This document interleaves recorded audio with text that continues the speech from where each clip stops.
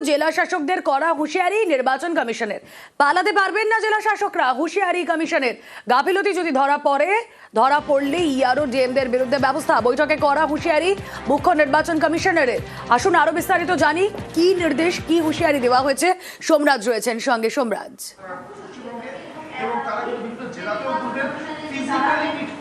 দেখো, জেলা ধরে ধরে আজকে এসআইআর এর কাজের মূল্যায়ন করা হয়েছে মুখ্য নির্বাচন কমিশনার জ্ঞানেশ কুমারের তরফে, এবং সেখানে যে ভুল ডকুমেন্টগুলি আপলোড করা হয়েছে তা নিয়ে জেলা শাসকদের উদ্দেশ্যে কড়া হুঁশিয়ারি দিলেন মুখ্য নির্বাচন কমিশনার জ্ঞানেশ কুমার বলে কমিশন সূত্রে আমরা জানতে পারছি।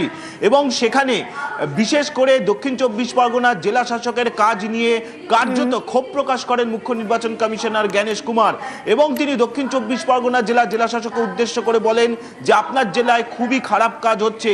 পাশাপাশি ইআরওরা যে ডকুমেন্টগুলি আপলোড করেছে তার মধ্যে সুপার চেকিং করে এমন কিছু ডকুমেন্ট ধরা পড়েছে যা এসআইআর এর নথি গ্রহণযোগ্য নয়। এবং সেখানে মুখ্য নির্বাচন কমিশনার বৈঠকের মধ্যেই ডকুমেন্ট তুলে দেখিয়ে দেখান যে কেউ আবার সংবাদপত্রের কপিও আপলোড করে দিচ্ছেন, আবার কেউ পাসপোর্ট আপলোড করার কথা বলছেন, কিন্তু সেখানে দেখা যাচ্ছে পাসপোর্টের বদলে একটা ব্ল্যাঙ্ক পেপার।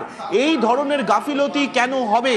তখন বৈঠকে উপস্থিত থেকে রাজ্যের মুখ্য নির্বাচনী আধিকারিক মনোজ কুমার আগরওয়াল বলেন যে এই বিষয়গুলি তাদেরও নজরে আসছে এবং এই ধরনের ঘটনা যারা করছেন তাদের বিরুদ্ধে শাস্তিমূলক পদক্ষেপ নেওয়া উচিত। তখন মুখ্য নির্বাচন কমিশনার বলেন সিওকে যে তিনি সুপারিশ পাঠান, জাতীয় নির্বাচন কমিশন শাস্তিমূলক পদক্ষেপ নেবেন। পাশাপাশি দক্ষিণ চব্বিশ পরগনা জেলার সঙ্গে উত্তর চব্বিশ পরগনা, মালদা, কোচবিহার জেলার কাজ নিয়েও কার্যত ক্ষোভ প্রকাশ করেন এদিন মুখ্য নির্বাচন কমিশনার।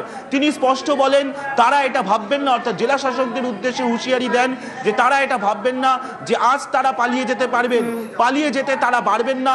আজ না হলেও 2 বছর বাদেও জাতীয় নির্বাচন কমিশন তাদের বিরুদ্ধে শাস্তিমূলক পদক্ষেপ নিতে পারে। অর্থাৎ আজকের বৈঠকে এসআইআর এর কাজ নিয়ে যে ডকুমেন্টগুলি আপলোড করা হচ্ছে যা এসআইআর এর নথি গ্রহণযোগ্য নয়, তারপরেও এই ডকুমেন্টগুলি আপলোড করে জেলা শাসকরা ভেরিফাই করে পাঠিয়ে দিচ্ছেন, তা নিয়েই ক্ষোভ প্রকাশ করেন দেশের মুখ্য নির্বাচন কমিশনার। বেশ।